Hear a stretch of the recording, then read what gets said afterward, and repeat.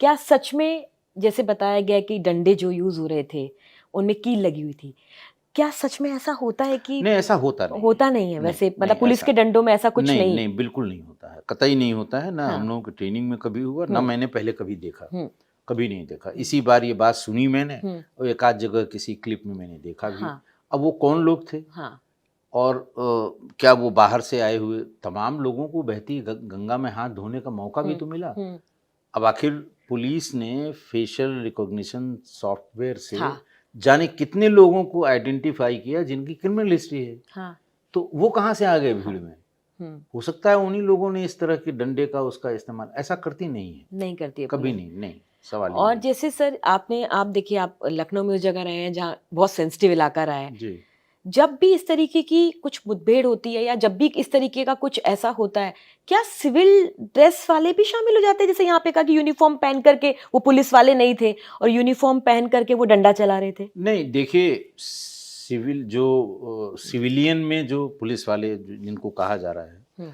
वो डंडे वाले नहीं रहते हैं। अच्छा। एलआईयू के लोग हैं, अच्छा। इंटेलिजेंस के लोग हैं, सरकारी लोग हैं ये, कि किस तरह की बात हो रही है, हम्म। क्या आगे की प्लानिंग है, हम्म। पुलिस को क्या आगे करना पड़ सकता है, हम्म। उसके लिए कितनी फोर्स की आवश्यकता है, वो सादे लोग होते हैं, लेकिन वो हम्म। डंडा लेके नहीं चलते हैं। हम्म। दिक्कत असल में देखिए ये हुई, हम्म। कम्युनिकेशन की दिक्कत हुई। हम्म। अगर उसी समय ये बता दिया जाता हम्म। या कम्युनिकेट कर दिया हम्म। जाता कि भाई ये हमारे पुलिस वाले हम्म। नहीं हैं, हम्म। ये लोग कहाँ से आए हैं, हम इसकी हम्म। जांच कर रहे हैं। लेकिन एक चीज़ जो चली फिर वो चलती रही, कोई कंट्राडिक्ट करने वाला नहीं मिला। हम्म।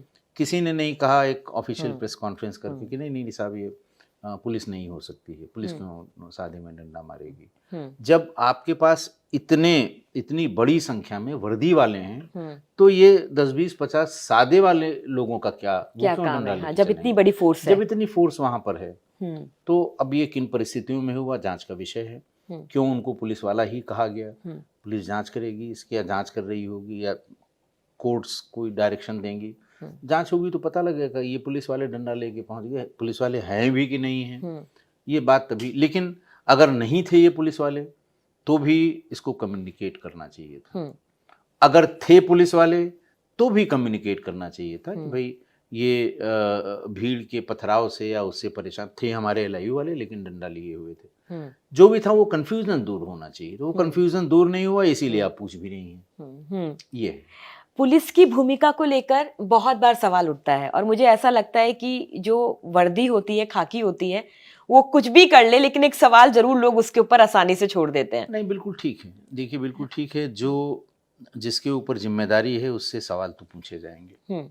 इस पूरे मामले में सर आपको कहीं पुलिस की गलती या पुलिस की चूक दिखाई देती है? देखिए, मैं फिर कहता हूँ कि ये सब जांच का विषय है। हम्म। उस आपाधापी में, उस हड़बड़ी में, उस भीड़ में पुलिस कैसे एक्ट करेगी या पुलिस ने कैसे एक्ट किया, ये भी देखने की बात है। एक तो जो क्राउड था वो कैसे एक्ट कर रहा था और पुलिस कैसे एक्ट कर रही थी, वो भी देखने की बात है। कितना एंटिसिपेशन था और कितने लोग आ गए। अगर अब ये पता नहीं वहाँ इंटेलिजेंस ने कितनी संख्या बताई हाँ। थी, ये नहीं पता राइट। मुझे। हाँ। वो कहा गया है कि साहब कम संख्या बताई थी, लोग ज़्यादा आ गए, हम्म। तो इंटेलिजेंस की हम्म। तरफ से ज़रूर कमी थी कि वो एसेस नहीं कर पाए कि कितने लोग आएंगे। हम्म।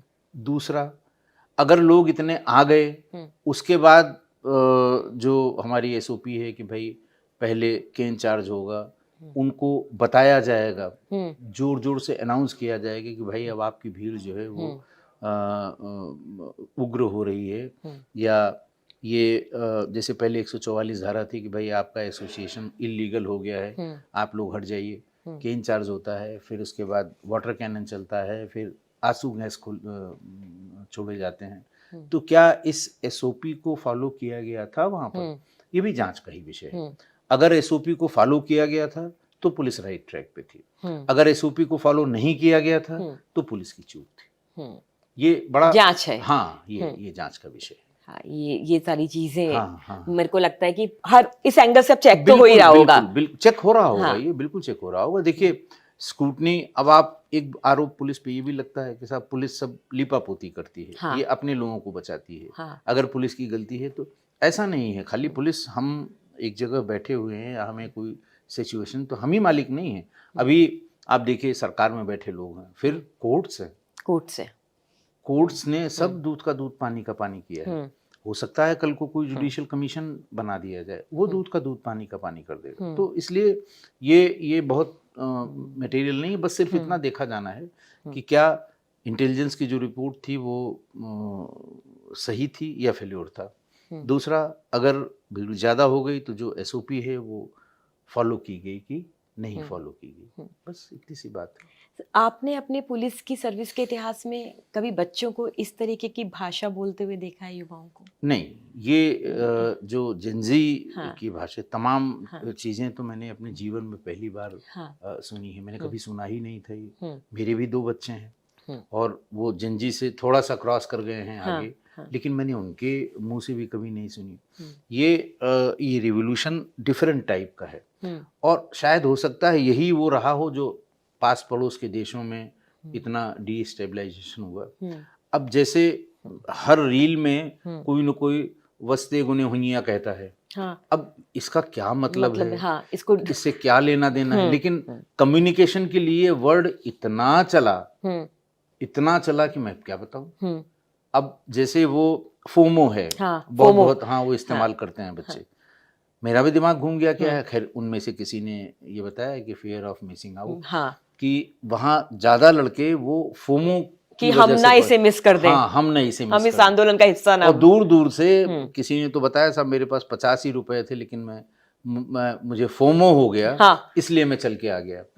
तो बहुत देर लगी समझने में। अब ये नई जनरेशन है। दूसरे, ये जनरेशन इंटरनेट आने के बाद पैदा हुई। हम तो बड़े सौभाग्यशाली हैं कि मैंने पुलिसिंग में दोनों फेज देखा। अच्छा। वो फेज भी जो मुखबिर बेस था। हमने जब नौकरी शुरू की तब बड़ी मुश्किल से लैंडलाइन फ़ोन काम करते थे, और बहुत लेटर स्टेज में फिर जब मैं एसटीएफ में आया और पहली बार फिर मोबाइल फ़ोन का इस्तेमाल हुआ, उसकी ट्रैकिंग शुरू हुई। तो ये जनरेशन जो जेनजी जिसे कह रहे हैं वो तो पैदा ही इंटरनेट के एज में हुई। हम लोगों के ज़माने में तो ये बुरा माना जाता है कि बच्चा पैदा होते ही टीवी का रिमोट पकड़ लेता था वो। टीवी का रिमोट जैसे फोन पकड़ लेते हैं। अब जो है वो फोन पकड़ लेता है। फोन पकड़ लेता है। अब जिसके पास फोन है वो इंस्टाग्राम पकड़ लेता है। बाकी चीज में कोई अंतर नहीं। तो खाना भी उसे दिखा के खिला रहे हैं। तो अब ये चेंजेस तो होने हैं, लाजमी भी है। अब जब सोसाइटी चेंज हो रही है तो जनरेशंस भी चेंज होंगी, जरूर होंगी, होना भी चाहिए। बस ये है कि उनको समझाने की पेरेंट्स को ज़रूरत है कि क्या अच्छा है क्या खराब है। तो आप सोसाइटी के इस चेंज को रोक नहीं सकते, बिल्कुल नहीं रोक सकते। जो वहाँ पेरेंट्स के साथ आए थे, आप उनकी मुश्किल सोचिए कि उन्होंने कहा मुझे जाना ही जाना है, तो पेरेंट्स ने कहा भाई जब इतनी जिद है, जाना ही है, तो हम साथ ले चलें। पता नहीं क्या उनके साथ क्या कर दो आप, क्या कर दो वहाँ पे। तो माएँ खासकर लड़कियों के साथ आई और बहुत बड़ी संख्या में आई। तो इस जनरेशन कमाल की जनरेशन है साहब। इसकी कम्युनिकेशन की भाषा अलग है, इसकी सोचने का तरीका अलग है, अपनी प्रेजेंस दिखाने का भी तरीका अलग है। क्योंकि आप लिखते हैं, पढ़ते हैं और आपकी हिंदी और सब भाषाओं पे पकड़ है, इसलिए सवाल मैंने आपसे किया कि क्या कभी आपने ऐसा देखा है भाषा पलट रही है? नहीं सुना।